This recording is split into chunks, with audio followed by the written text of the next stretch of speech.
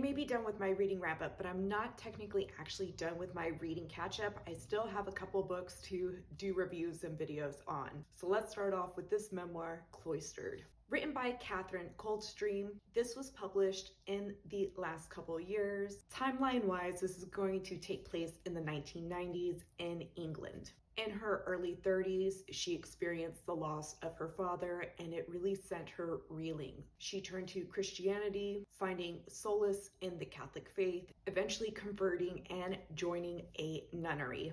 And that's what this book is about. The first couple hundred pages are going to focus in on the time period it took for her to actually secure her spot in the order that she was applying to and get the chance to take those vows. So at points you're going to see that she is a novice. And because she is dealing with grief and alienation from her family, who don't necessarily understand why she took this path in order to deal with their father's loss, you'll see that she sidesteps some obvious red flags when it comes to the women that she was living with.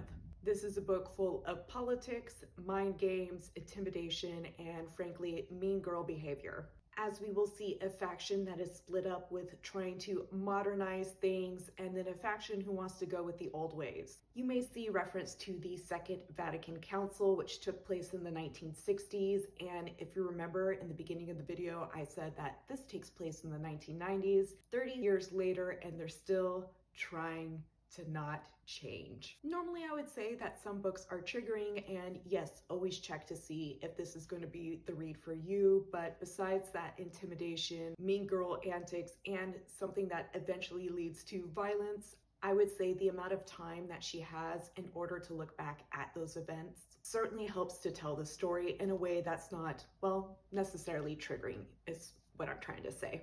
This was an interesting read, memoir, and take, one that I'm glad that I finally knocked out. As always, helps to put into perspective some of the other fiction and nonfiction books I've read in the past.